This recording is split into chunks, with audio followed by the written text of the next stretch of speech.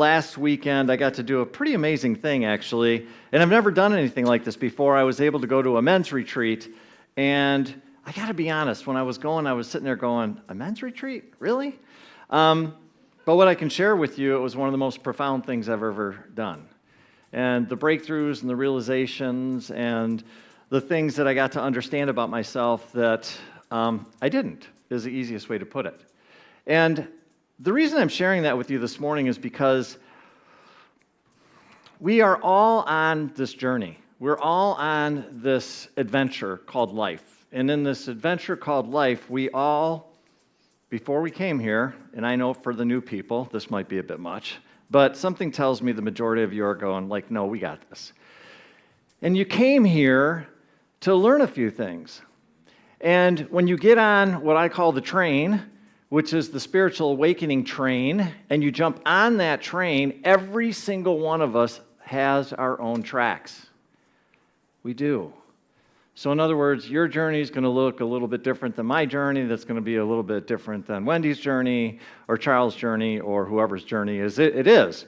And that track is going to look different, and therefore what you're going to be interested in is different, and the way your spirit talks to you is going to be different, and the way that you meditate is going to be different. And all of the things that we talk about when I'm up here in terms of things that we can do in terms of spiritual practices is probably going to look a little bit different. How can that be? Because we're all different. That's how. But the reason I wanted to share that with you is because the biggest thing I take away from an experience like that is really simple. There's always the next level. There's always the next expression of who you are. There's always the next thing. And so I don't care. Here's my honest belief. I believe if Jesus Christ was standing right here, Jesus would say this exact same thing. He's right.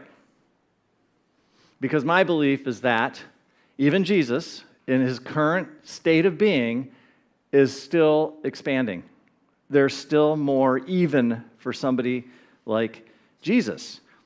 And so just know that. In the same breath, there's no hurry.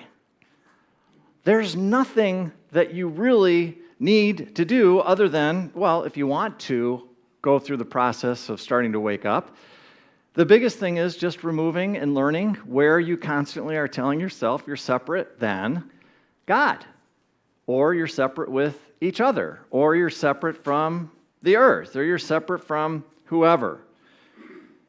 But this journey is always expanding. There's always something more. And just about the time I think, like, man, I kind of got it. I kind of, got it figured out a little bit. All of a sudden, God shows up and says, what about this? What about this? And then all of a sudden, another layer of the onion comes off. And now you're going deeper, and you're going deeper into your own expression because, again, why? There's always the next level. Always. So, why do I share this?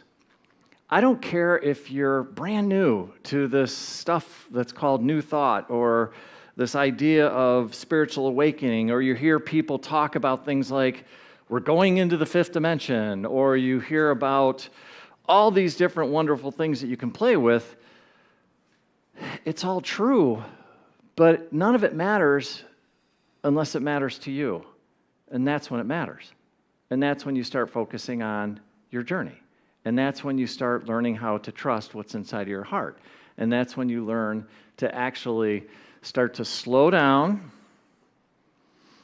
and listen. And does that mean that it's always going to be sunshine and rainbows? Spoiler alert, no.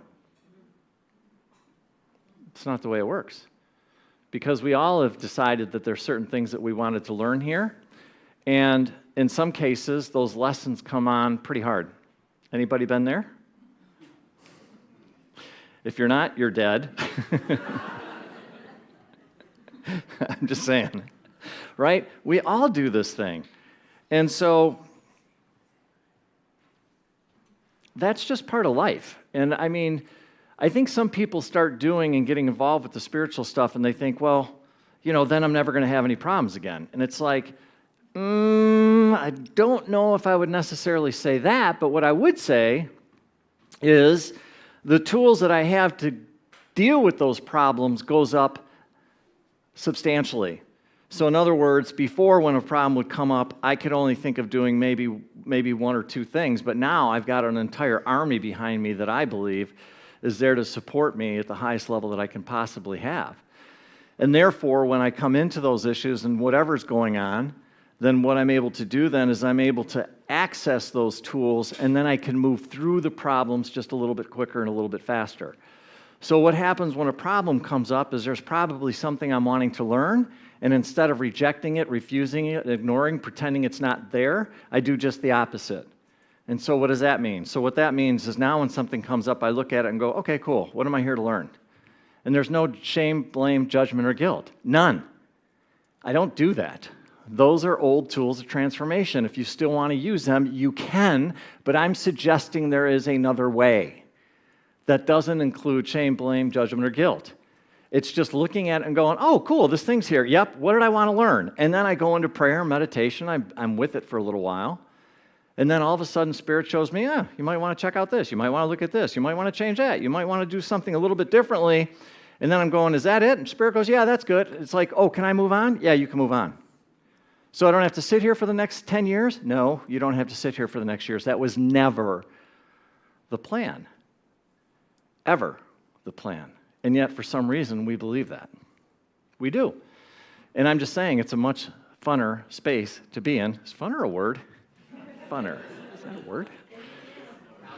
More fun. More fun, right? So, but the point is it doesn't become as dense. And so you get to spend a lot of time in this really beautiful space where you can finally see God. You can really see God. You can. Like, I don't know, right there. I'm looking at God. Hi, God. Yeah. Hi, God. Hi, God. Hi, God. Hi, God. And you get to do this amazing dance because then all of a sudden you realize the truth is there's more love here than anything.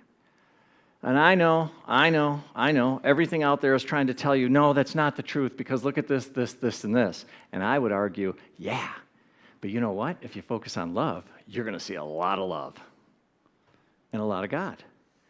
And so now it's just a matter of choice. Do I want to focus on everything that's not love and everything that's not God, or do I want to focus on loving God? I don't know about you, but for me, I'm kind of liking loving God a lot because it's lighter, and it's more fun, and I can breathe, and I can enjoy my life at the highest level I possibly can. And again, it doesn't mean that stuff doesn't come up. It does come up. But it just makes it a lot lighter.